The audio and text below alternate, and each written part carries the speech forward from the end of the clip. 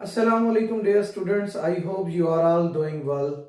As you are aware, you are watching my YouTube channel Chemistry Man. So now let's dive straight into today's lecture without wasting any time. So I request to all my students and viewers to pay close attention because today I will be explaining a very important topic in chemistry, which is coordinate covalent bond and dative covalent bond. बिस्मिल्लाहिर्रहमानिर्रहीम। तमाम student जो हैं, आज का जो हमारा lecture है class 9th में वो है जी केमिस्ट्री का coordinate covalent bond. Dear students, I will tell you one thing about this type of bond. As you know, in my previous lectures I have told you about covalent bond, but today we are going to discuss about coordinate covalent bond. मेरे बहुत से students, बहुत से viewers इस topic को लेकर सही तरह से सेटिस्फाई नहीं है, तो मैं चाह रहा हूं कि आज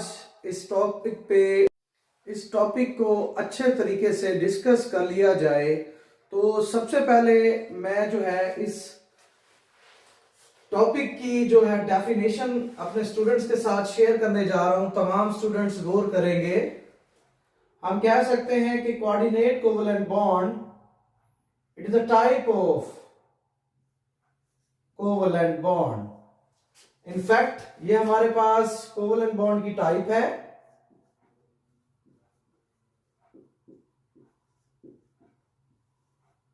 understand, it is a type of covalent bond. जैसे ही आप लोग कोऑर्डिनेट कोवलेंट बॉन्ड के बारे में लिखेंगे तो ये लाइन आप लोगों ने मस्ट लिखनी है, इन विच जिसमें बॉन्ड पेयर ऑफ इलेक्ट्रॉन्स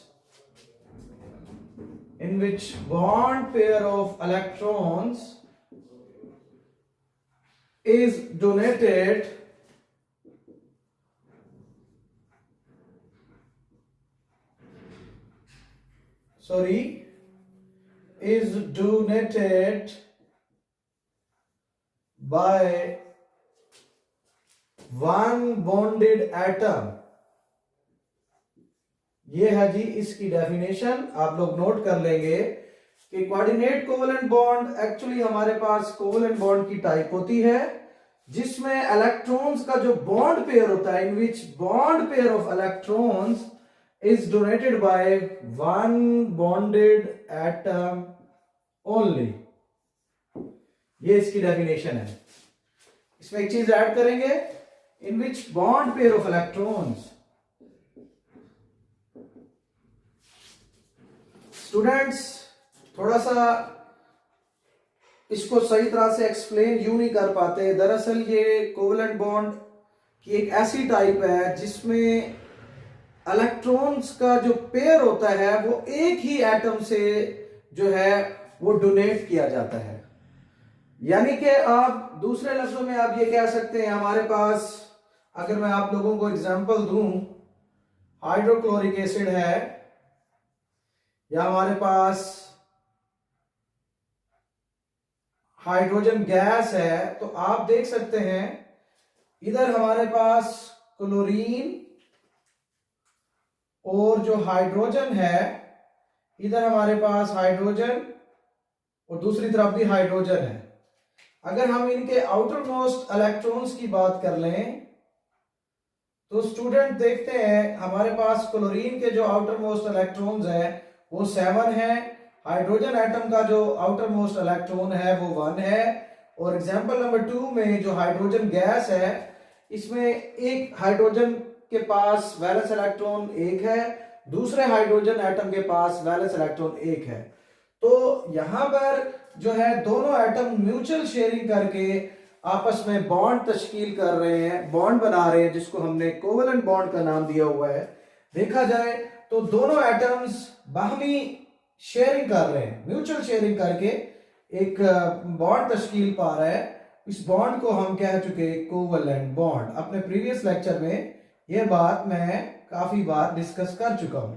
यह भी हमारे पास क्या है जी, कोवलेंट बॉन्ड है।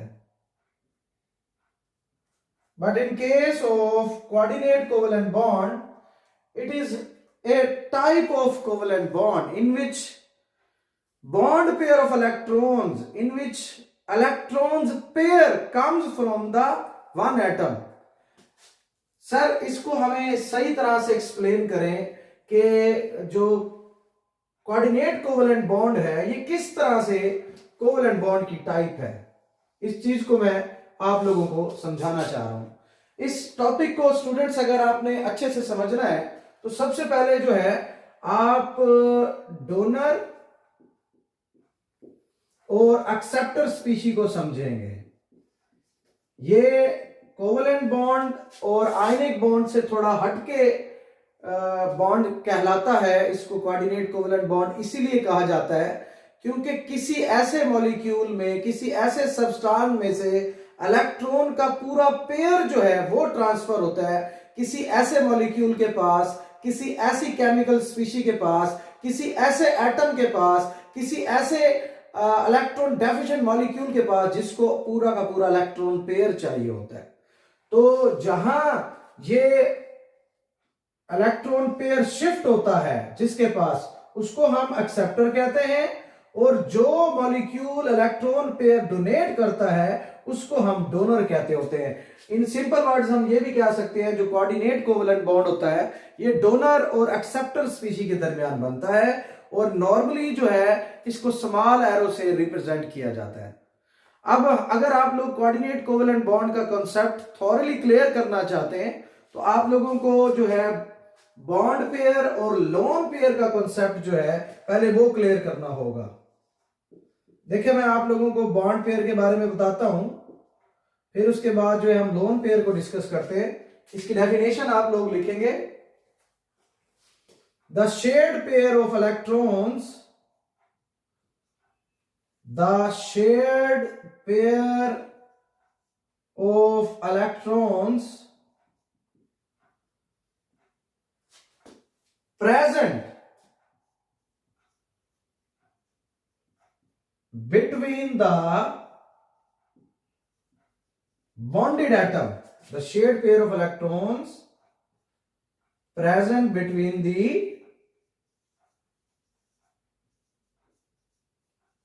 bonded atom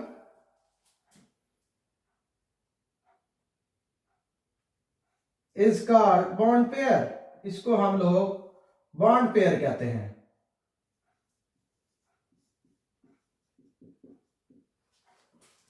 जबकि दूसरी तरफ हमारे पास लोन पेयर क्या होता है जी,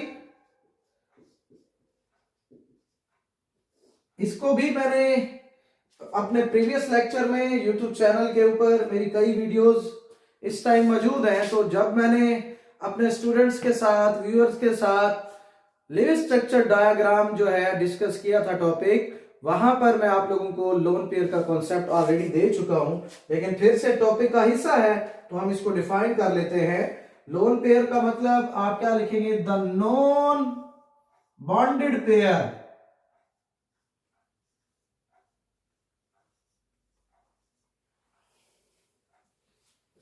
the non bonded pair of electrons available on an atom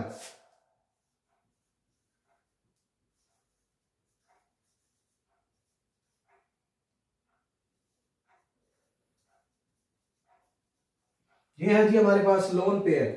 the non bonded pair of electrons available on an atom, इसको लोन पेयर कहते हैं, या दूसरे लफ्जों में आप यूं भी कह सकते हैं the valence electron that do not take part in bonding, इनको भी जो है हम लोन पेयर्स कहते होते हैं। यानी कि the word lone is derived from alone, तन्हा को कहते हैं। अब मैं आप लोगों को बॉन्ड पेयर और लोन पेयर बाय एग्जांपल समझाना चाहूंगा। देखिए हमारे पास एक मॉलिक्यूल है जी अमोनिया, इसका लिविंग स्ट्रक्चर ड्रा करते हैं। As you know the chemical formula of ammonia gas is NH3 and the chemical formula of water is H2O। अगर हम इनके लिविंग स्ट्रक्चर ड्रा करें तो हमारे पास जो बॉन्ड पेयर का कॉन्सेप्ट है और जो लोन पेयर का कॉन्सेप्ट है ये बड़े अच्छे तरीके से वाज़ेह हो जाता है, क्लियर हो जाता है। तो डियर स्टूडेंट्स, मैं NH3 का लिविंग स्ट्रक्चर ड्रा करना चाहूंगा। आपको जैसा कि पता है हमारे पास बॉन्डिंग में वैलेंस इलेक्ट्रॉन हिस्सा लेते होते हैं। तो आप लोग देखेंगे हमारे पास जो नाइट्रोजन है, नाइट्रोजन के जो वैलेंस इलेक्ट्रॉन्स होते हैं टोटल वो होते हैं जी 5, एज यू नो ऑल। तो यहां पर मैंने नाइट्रोजन एटम के इर्द गिर्द 5 इलेक्ट्रॉन्स आपको दिखा दिए in shape of dots, understand. तो दूसरी तरफ 3 हाइड्रोजन एटम जुड़े हुए हैं इसके साथ,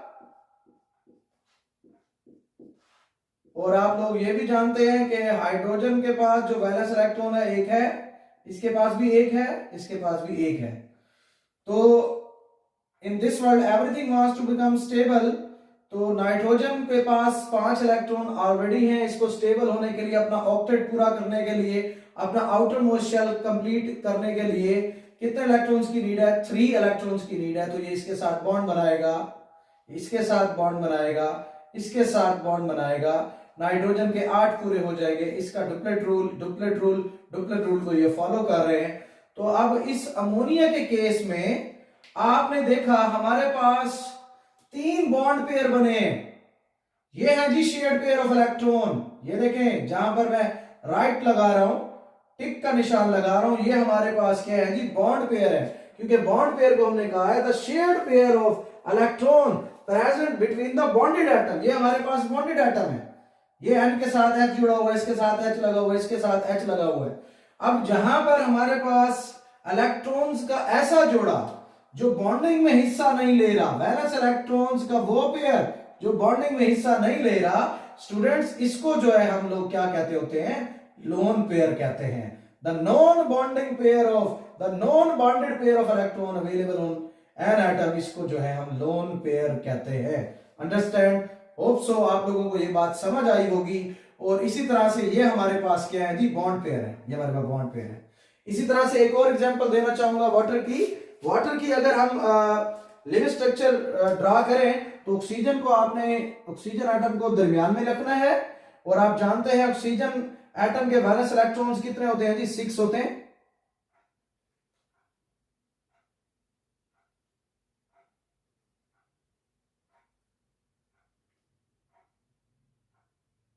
देखेंगे आप, ये मैंने आपको 6 वैलेंस इलेक्ट्रॉन दिखा दिए।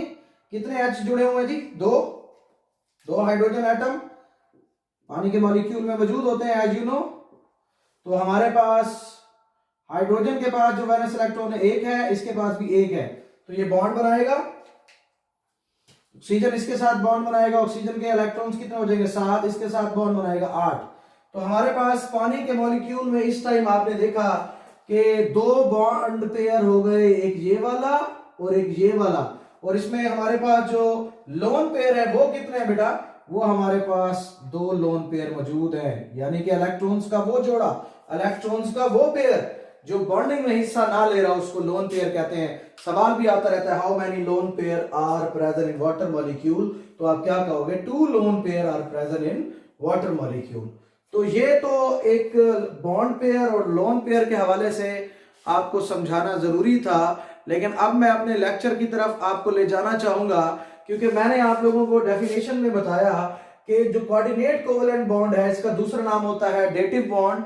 तो ये दरअसल हमारे पास कोवेलेंट बॉन्ड की टाइप होती है जिसमें इलेक्ट्रॉन्स का जो बॉन्ड पेयर है वो एक बॉन्डेड एटम से जो है डोनेट किया जाता है, यानी कि ट्रांसफर होता है। पूरा का पूरा इलेक्ट्रॉन पेयर किसी एक एटम से दूसरी किसी सब्सटेंस के पास, मॉलिक्यूल के पास, किसी ऐसे मॉलिक्यूल के पास जो जिसे इलेक्ट्रॉन पेयर की नीड होती है, तो वहां शिफ्ट होता है। तो वो आपस में जो है एक कॉम्प्लेक्स प्रोडक्ट बनता होता है जिसको हम लोग अडक्ट का नाम देते हैं। तो स्टूडेंट्स उसकी एग्जांपल मैं आप लोगों के साथ शेयर करना चाहूंगा, तमाम स्टूडेंट्स गौर करेंगे। जी डियर स्टूडेंट्स, ये हमारे पास कोऑर्डिनेट कोवेलेंट बॉन्ड की एक एग्जांपल मौजूद है जो कि मैं अपने स्टूडेंट्स के साथ शेयर करना चाहता हूं। ये हमारे पास एक ऐसा मॉलिक्यूल है, केमिस्ट्री के रूल्स के मुताबिक हम इस मॉलिक्यूल को रिचेस्ट मॉलिक्यूल का नाम देते हैं। दरअसल हमारे पास ये ऐसा मॉलिक्यूल है, ऐसा सब्सटेंस है, ऐसी केमिकल स्पीशी है जो एक्स्ट्रा लोन पेयर का हामिल है।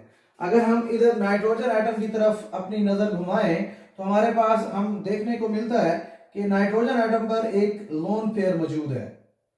ये देखें, ये नाइट्रोजन हाइड्रोजन के साथ बॉन्ड बना रहा है, ये नाइट्रोजन हाइड्रोजन के साथ बॉन्ड बना रहा है।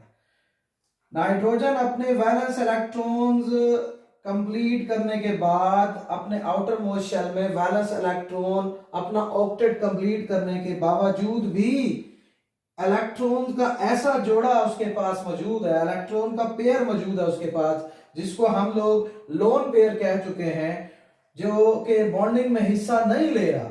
तो इस टाइम ये वाला हाइड्रोजन भी स्टेबल है, ये वाला हाइड्रोजन भी स्टेबल है, ये वाला हाइड्रोजन एटम भी स्टेबल है, इवन नाइट्रोजन खुद भी स्टेबल है।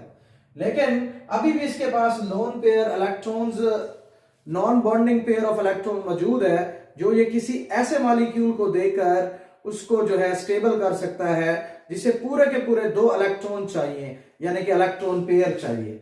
अब हम अगर दूसरी तरफ देखते हैं, ये हमारे पास बोरोन ट्राइफ्लोराइड की एग्जांपल मौजूद है। स्टूडेंट्स को यहाँ थोड़ी बात, एक छोटी सी बात तंग करती है। देखिए, आपको पता है बॉन्डिंग में वैलेंस इलेक्ट्रॉन हिस्सा लेते हैं। जो बोरोन एटम है तो उसका एटॉमिक नंबर हमारे पास क्या होता है जी? 5। पहले जो शेल होता है के, उसमें 2 इलेक्ट्रॉन्स आ जाते हैं, जो रिमेनिंग इलेक्ट्रॉन है वो हमारे पास 3 रह जाते हैं। तो देखा जाए हमारे पास इसके इर्द गिर्द 3 फ्लोरीन एटम मौजूद है। हम इसको इलेक्ट्रॉन डेफिशिएंट मॉलिक्यूल क्यों कहते हैं? बोरोन के पास अपने 3 इलेक्ट्रॉन है, एक इसके साथ बॉन्ड बनाएगा, 4 एक इस एटम के साथ बॉन्ड बनाएगा, 5 एक इस एटम के साथ फ्लोरीन के साथ जब बॉन्ड बनाएगा, तो इसके टोटल इलेक्ट्रॉन्स कितने हो जाते हैं जी? 6। देखिए, फ्लोरीन के 7 इलेक्ट्रॉन है, वैलेंस इलेक्ट्रॉन, इसके साथ बॉन्ड बनाएगा, खुद स्टेबल हो जाएगा। ये फ्लोरीन एटम इस बोरोन के साथ, बोरोन एटम के साथ बॉन्ड बनाएगा, फ्लोरीन भी स्टेबल हो जाएगा, उसके भी 8 पूरे हो जाएंगे। इधर बनाएगा तो इधर ये वाला फ्लोरीन भी क्या हो जाएगा? स्टेबल हो जाएगा, उसके 8 पूरे हो जाएंगे। लेकिन अभी भी जो सेंट्रल एटम, जो बोरोन एटम है, इसके इर्द गिर्द आप देख सकते हैं हमारे पास टोटल बॉन्ड कितने हैं जी? 3 बॉन्ड मौजूद है। इसका मतलब ये हुआ कि इसके अभी भी जो आउटर मोस्ट शेल में इलेक्ट्रॉन्स हैं वो कितने हैं? 6। अभी भी इसे अपना ऑक्टेट मुकम्मल करने के लिए 2 इलेक्ट्रॉन की नीड है। तो ये जो है इसको अमोनिया, मैं यहां लिख देता हूं, ये हमारे पास अमोनिया है, स्टूडेंट्स गौर करेंगे। और ये हमारे पास क्या है जी? Boron trifluoride.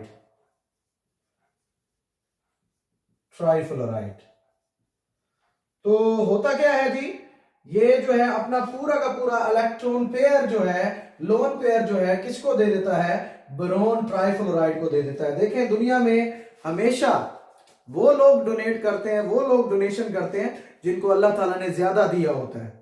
अब हम किसी भी गरीब आदमी से ये तवक्को नहीं कर सकते कि वो जो है हजारों जो है पैसे, लाखों पैसे जो है डोनेट करना शुरू कर दे, देगे बनवा कर बैठना शुरू कर दे। हमेशा डोनेशन कौन करता है? जिसके पास बहुत कुछ होता है, जिसके पास पैसे अल्लाह ताला की तरफ से बहुत ज्यादा होते हैं, तो वो क्या करता है? फिर डोनेशन, खैरात वगैरह शुरू कर देता है। तो इसी तरह से हमारे पास अमोनिया के पास एक्स्ट्रा लोन पेयर था, तो इसीलिए उसने किसकी मदद कर दी? बोरोन ट्राइफ्लोराइड की मदद कर दी। इस तरह से ये जो है पूरा का पूरा इलेक्ट्रॉन पेयर, इधर देख सकते हैं आप, किसको दे देता है? बोरोन को दे देता है। इस तरह से ये हमारे पास अमोनिया एज अ डोनर काम करता है और boron trifluoride as an acceptor काम करता है,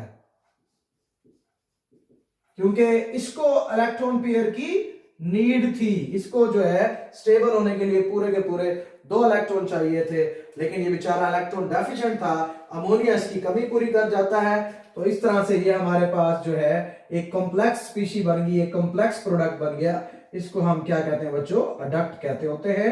10th क्लास में आपने इसे चैप्टर नंबर 2 एसिड बेस वाला जो चैप्टर होगा, वहां पर लिविस कॉन्सेप्ट में दोबारा ये चीज आप लोगों ने डिस्कस करनी है।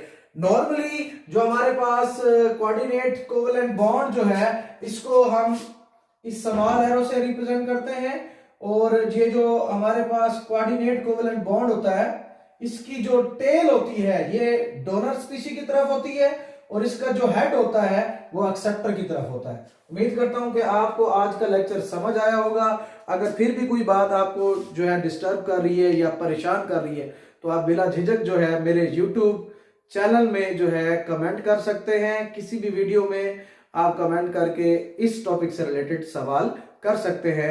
मैं पूरी कोशिश करूंगा कि आपको मजीद अच्छे से समझा सकूं। अस्सलाम वालेकुम वरहमतुल्लाहि वबरकातुहू।